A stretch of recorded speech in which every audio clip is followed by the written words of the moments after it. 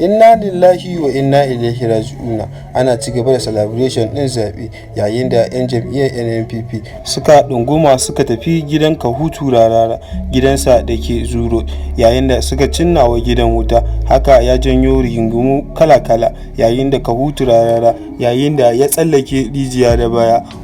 Biyo bayan batutuwa kala-kala, wa'insu suna gani cewa waƙar da Kahutu Rarara ya yi a baya yayin da ya fito yake cewa 'yan jihar Kano su fito kwansu da kwarkwatarsu su kaɗawa Dr. Nasiru Gawuna kuri'a, yayin da hakan ne ake tunanin shi ya janyo mai wannan abubuwa.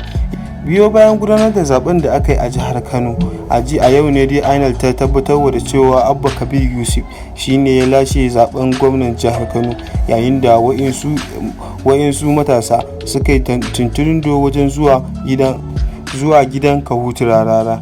Hakan ya haifar da wasu matsaloli wanda suka kone mai gidaje. Ku ci gaba da biyo mu a cikin wannan bidiyo domin kawo muku bidiyon kone gidan Kahutu Rarara. To masu sauraro, kar ku manta har yanzu kuna cikin tashar Aji Daɗi Top TV. Idan yau ne zuwan ka na farko, ka danna mana subscribe, ka danna ƙararrawa domin samun rahotanni da zarar mun dora.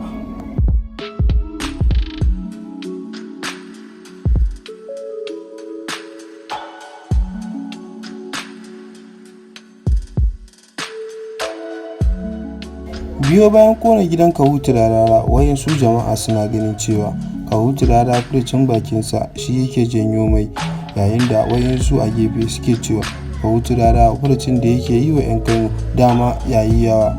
Biyo bayan furucin da Rarara ya yi a baya na cewa inda ya yi sabuwar waka ba a faduwa, shine nan 'yan jihar Kano abin ya fusata su yayin da suka faɗi a zaben da ake na gwamnoni. Hakan ya fusata 'yan jihar Kano yayin da suka je gidan Kahutu Rarara suka kone gidan, shine hakan